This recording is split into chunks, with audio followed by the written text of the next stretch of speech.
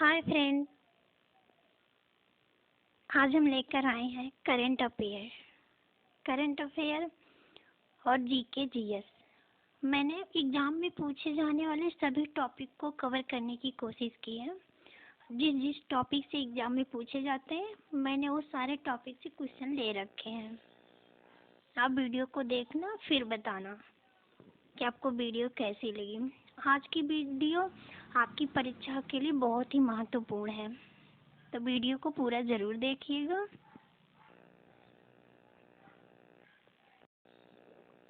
आज की क्लास से आपके 5 से 6 नंबर तो पक्के ही हैं। तो पहला क्वेश्चन है, हाल ही में पद्म विभूषण 2024 से सम्मानित वैजयंती माला का संबंध किस नृत्य से है? तो बताइए, वैजयंती माला का संबंध किस नृत्य से है? तो वैजयंती माला का संबंध भरतनाट्यम और मोहिनीअट्टम इन दोनों से है। ये दो शास्त्रीय नृत्य हैं। तो वैजयंती माला का संबंध मोहिनीअट्टम और भरतनाट्यम से है। भरतनाट्यम के अन्य कलाकार हैं यामिनी कृष्णमूर्ति, सोनल मानसिंह, रुक्मणी देवी, मृणालिनी साराभाई, वैजयंती माला लीला सैमसन।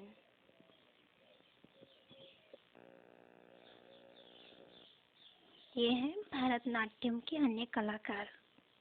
मोहिनीअट्टम है, तो मोहिनीअट्टम के रागिनी देवी हैं। मोहिनीअट्टम ये केवल महिलाएं करती हैं, इसमें पुरुष शामिल नहीं होते हैं, महिलाओं द्वारा किया जाता है। मोहिनीअट्टम है, इसमें है रागिनी देवी, भारती शिवाजी, कल्याणी कुट्टी अम्मा, विजयलक्ष्मी, वैजयंती माला, पल्लवी कृष्णन, सुनंदा नायर, श्रीदेवी, हेमा मालिनी। ये सब मोहिनीअट्टम की नृत्यांगना है। रागिनी देवी इसमें ज़्यादा इम्पोर्टेंट है, कल्याणी कुट्टी अम्मा, वैजयंती माला, विजयालक्ष्मी और सुनंदा नायर। ये 4 इसमें मोस्ट इम्पोर्टेंट है। ये भारती शिवाजी हैं। ये बार बार एग्जाम में पूछे जाते हैं और हाल ही में तो इनको वैजयंती माला को पद्म विभूषण मिला है ना, तो ये तो और ही इम्पोर्टेंट बन जाता है। अगला क्वेश्चन है, हाल ही में किस राज्य की सरकार ने शिक्षकों के लिए एआई संचालित डिजिटल सहायक लॉन्च किया है? ये किस राज्य की सरकार ने किया है? कर्नाटका। कर्नाटक की सरकार ने शिक्षकों के लिए एआई संचालित डिजिटल सहायक लॉन्च किया है। अगला है, हाल ही में भारत ने किस स्थान पर अपनी चौथी परमाणु पनडुब्बी अरिदमन 154 लॉन्च किया है? तो भारत ने चौथी परमाणु पनडुब्बी अरिदमन ये विशाखापट्टनम में लॉन्च किया है अभी हाल ही में। अगला क्वेश्चन है, हाल ही में कौन सा देश एशियाई विकास बैंक का 69वां सदस्य बन गया है? तो एशियाई विकास बैंक का 69वां सदस्य इजराइल बना है। अगला है, हाल ही में किस देश की रहने वाली उर्मिला चौधरी ने global anti racism championship award 2024 जीता है? तो उर्मिला चौधरी किस देश की रहने वाली है जिन्होंने अभी global anti racism championship award जीता है? तिनका संबंध नेपाल से है।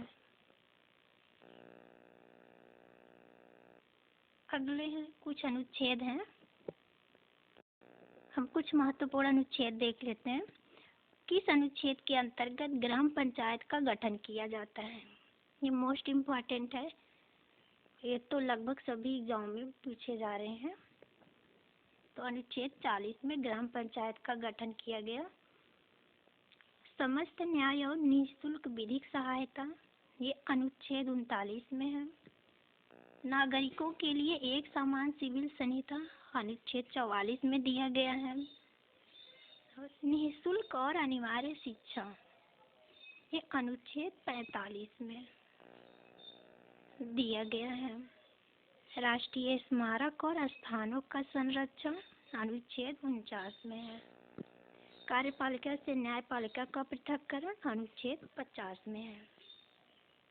तो समस्त न्याय और निःशुल्क विधिक सहायता अनुच्छेद 39, नागरिकों के लिए एक समान सिविल संहिता अनुच्छेद 44, निःशुल्क और अनिवार्य शिक्षा 45, राष्ट्रीय स्मारक और स्थान का संरक्षण अनुच्छेद 49, कार्यपालिका से न्यायपालिका का पृथक्करण अनुच्छेद 50, काम, शिक्षा और लोक सहायता पाने का अधिकार यह अनुच्छेद 41 में रखा गया है। और न्याय संगत और मनोचित दशाओं तथा प्रसूति सहायता उपबंध अनुच्छेद 42 में है। कर्मकारों के लिए निर्वाह मजदूरी अनुच्छेद 43, कृषि और पशुपालन का संगठन अनुच्छेद 48, पर्यावरण का संरक्षण तथा संवर्धन अनुच्छेद 48 के क में है। अनुच्छेद 48 में है कृषि और पशुपालन का संगठन और 48 के क में है पर्यावरण का संरक्षण तथा संवर्धन। ये बाद में जोड़ा गया। अगला है, हाल ही में 24वें राष्ट्रीय पैरा तैराकी चैंपियनशिप में कौन सा राज्य ओवरऑल चैंपियनशिप बना?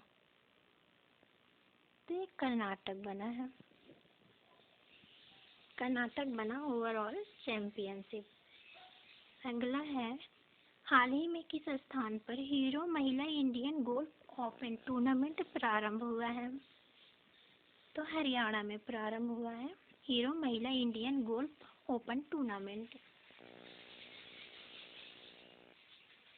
अगला क्वेश्चन है, किस अनुच्छेद के अंतर्गत राष्ट्रपति सर्वोच्च न्यायालय के मुख्य न्यायाधीश से परामर्श ले सकता है? तो राष्ट्रपति सर्वोच्च न्यायालय के मुख्य न्यायाधीश से अनुच्छेद 143 के अंतर्गत वो परामर्श ले सकता है। अगला क्वेश्चन है, किस अनुच्छेद के तहत संसद को राज्य सूची के विषय में संबंध बनाने का विधि बनाने की शक्ति प्रदान है? तो संसद को राज्य सूची के विषय के संबंध में विधि बनाने की शक्ति 249 के अंतर्गत प्राप्त है, अनुच्छेद 249। अगला है, हाल ही में 2024 का विश्व फार्मासिस्ट दिवस किस तारीख को मनाया गया?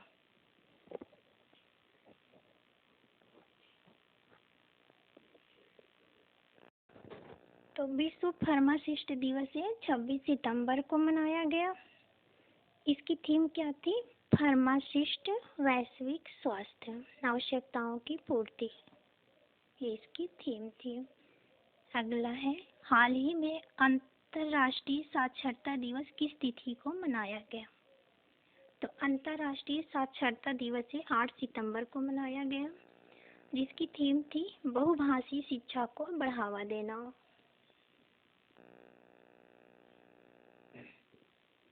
अगला क्वेश्चन है, हाल ही में कर्मचारी चयन आयोग के अध्यक्ष के पद पर कौन नियुक्त हुए?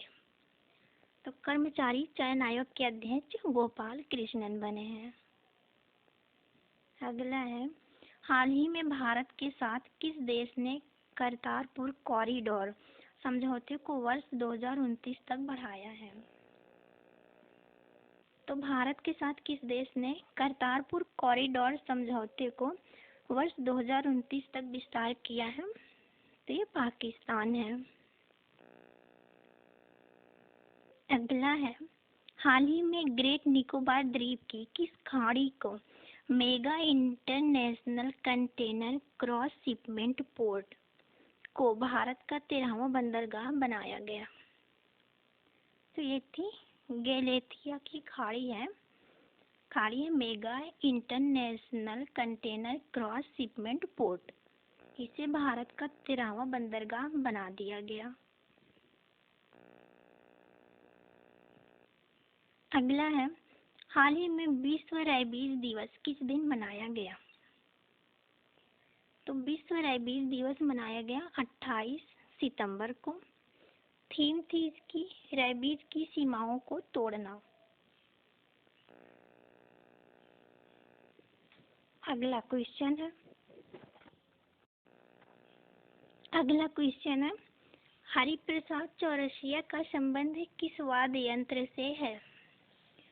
तो हरिप्रसाद चौरसिया का संबंध है बांसुरी से। ये बांसुरी वादक थे। बांसुरी वादक के अन्य कलाकार थे पन्नालाल घोष, ये हरिप्रसाद चौरसिया तो थे ही, टी.आर. महालिंगम, बी. कुंजमणि, राजेंद्र कुलकर्णी, रैमर माने। तो कौन कौन थे? पन्नालाल घोष, हरिप्रसाद चौरसिया, टी.आर. महालिंगम, बी. कुंजमणि, राजेंद्र कुलकर्णी, रैमर माने। इसमें ज़्यादा इम्पोर्टेंट है हरिप्रसाद चौरसिया, पन्नालाल घोष, टी.आर. महालिंगम और बी. कुंजमणि। ये बार बार तो पूछे जाते हैं। अगला मानव विकास सूचकांक 2023-24 में भारत को कौन सा स्थान प्राप्त हुआ है? तो मानव विकास सूचकांक 23-24 में भारत 134वां स्थान प्राप्त हुआ है। इसे जारी करता है संयुक्त राष्ट्र विकास कार्यक्रम। यह इसको जारी करता है। इसका गठन कब हुआ था? 22 नवंबर 1965 को। और संयुक्त राष्ट्र विकास कार्यक्रम का मुख्यालय है न्यूयॉर्क में, जिसमें टोटल कंट्री 193 शामिल थी। और टॉप देश पे था स्विट्जरलैंड, दूसरे पे नॉर्वे और तीसरे पे आइसलैंड था। अंतिम स्थान पे था सोमालिया। सोमालिया अंतिम स्थान पर था। भारत 134। अगला क्वेश्चन, हाल ही में आईआईटी मद्रास ने कहाँ पर पहला अंतर्राष्ट्रीय अनुसंधान केंद्र खोलने की घोषणा की है? तो ये दुबई में की है। अगला है, हाल ही में किस देश के पीएम को वहाँ की कोर्ट ने पद से हटा दिया? तो ये थाईलैंड के थे थाबी सिन। थाईलैंड के पीएम थे थाबी सिन। अगला क्वेश्चन है, नाटो की स्थापना किस वर्ष हुई थी? तो नाटो की स्थापना किस वर्ष हुई थी? 1949 में नाटो की स्थापना हुई थी। और नाटो का मुख्यालय कहाँ पे है? तो बेल्जियम के ब्रुसेल्स में। नाटो का उद्देश्य क्या था? पश्चिमी यूरोप के देशों को एक सूत्र में बांधना। इसका उद्देश्य क्या है? पश्चिमी यूरोप के देशों को एक सूत्र में बांधना। अगला क्वेश्चन है, केंद्र सरकार के हृदय योजना का संबंध किससे है? तो केंद्र सरकार की हृदय योजना का संबंध है विरासत शहरों का विकास व उनमें आर्थिक गतिविधियों को बढ़ावा देना। ये हृदय योजना का संबंध था इससे। अगला है, मौद्रिक और उधार नीति किसके द्वारा घोषित की जाती है? तो मौद्रिक और उधार नीति ये भारतीय स्टेट बैंक के द्वारा घोषित की जाती है। अगला क्वेश्चन है, भारत का सबसे बड़ा वाणिज्यिक बैंक कौन सा है? तो भारत का सबसे बड़ा वाणिज्यिक बैंक है भारतीय स्टेट बैंक। कौन सा है? भारतीय स्टेट बैंक। अगला क्वेश्चन है, नरेगा का तात्पर्य क्या है? तो नरेगा का फुल फॉर्म क्या होता है? National rural employment guarantee act.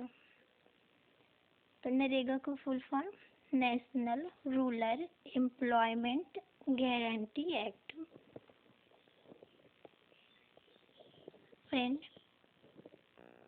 हमारी वीडियो, हमारी मेहनत आपको पसंद आए तो हमारे चैनल को लाइक और सब्सक्राइब ज़रूर करना, शेयर भी कर देना, क्योंकि ये क्वेश्चन ऐसे ही नहीं बनते, हमें ढूंढना पड़ता है कि हम क्या परीक्षा में आ सकता है, क्या आपके लिए इम्पोर्टेंट है। तब कहीं बनता है। तो इसमें दिन भर की मेहनत रहती है, तो आप लाइक सब्सक्राइब ज़रूर कर दीजिएगा। अगला क्वेश्चन है, प्रथम गोलमेज सम्मेलन कब प्रारंभ हुआ था? तो प्रथम गोलमेज सम्मेलन कब प्रारंभ हुआ था? 12 नवंबर 1930 ईस्वी से 13 जनवरी 1931 तक। 12 नवंबर 1930 से प्रारंभ हुआ था, 13 जनवरी 1931 ईस्वी तक चला था। इसका उद्देश्य क्या था? भारत की संवैधानिक समस्याओं पर विचार करने हेतु यह सम्मेलन प्रारंभ किया गया था। स्थान था जहाँ पे इसको प्रारंभ किया गया था, तो लंदन में सेंट जेम्स पैलेस, लंदन में। तीनों गोलमेज सम्मेलन लंदन में ही हुए थे। अध्यक्षता किसने की थी? मैकडोनाल्ड ने अध्यक्षता की थी। ये उस समय के ब्रिटिश प्रधानमंत्री थे। तो ये उस समय के ब्रिटिश प्रधानमंत्री कौन थे? मैकडोनाल्ड थे। और उस समय प्रथम गोल सम्मेलन के दौरान भारत का सचिव कौन था? जैमुअल होवर ये भारत का सचिव था। स्थान सेंट जेम्स पैलेस, लंदन, वहाँ पे आयोजित किया गया था। कब आयोजित हुआ था? तो 12 नवंबर 1930 को। अगला क्वेश्चन है, महात्मा गांधी ने दांडी मार्च कब प्रारंभ किया था? तो महात्मा गांधी ने दांडी मार्च 12 मार्च से प्रारंभ किया था और 6 अप्रैल 1930 तक ये चला था। गांधी जी 12 मार्च से दांडी के लिए प्रस्थान किए थे। कितनी दूर? 240 मील दूर। अपने 78 अनुयायियों के साथ ये गए थे, जिनमें से ज़्यादातर गुजरात के थे।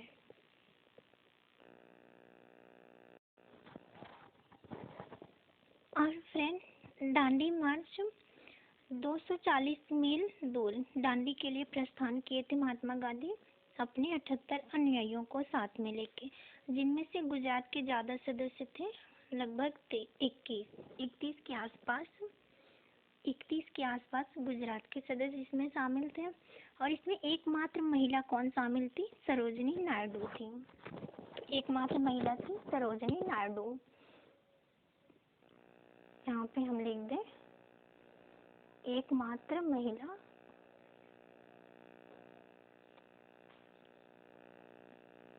सरोजिनी नायडू। ये एकमात्र महिला इसमें शामिल थी। और इसमें सबसे कम उम्र के थे विट्ठल लीलाधर। ये 16 वर्ष के थे, इसमें शामिल हुए थे। विट्ठल लीलाधर 16 वर्ष की उम्र में ये शामिल हुए थे।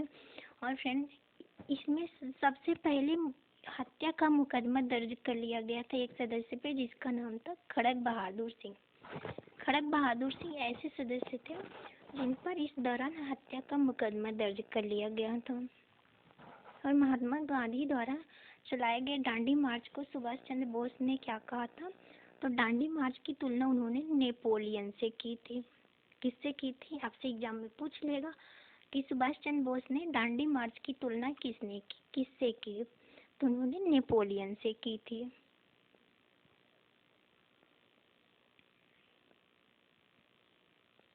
और इसी के बाद में 6 अप्रैल को जो है सविनय अवज्ञा आंदोलन प्रारंभ कर दिया गया था।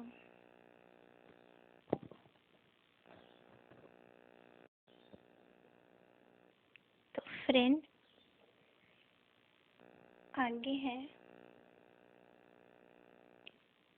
अगला क्वेश्चन है, समान भूकंपीय तीव्रता वाले स्थानों को मिलाने वाली रेखा को क्या कहा जाता है?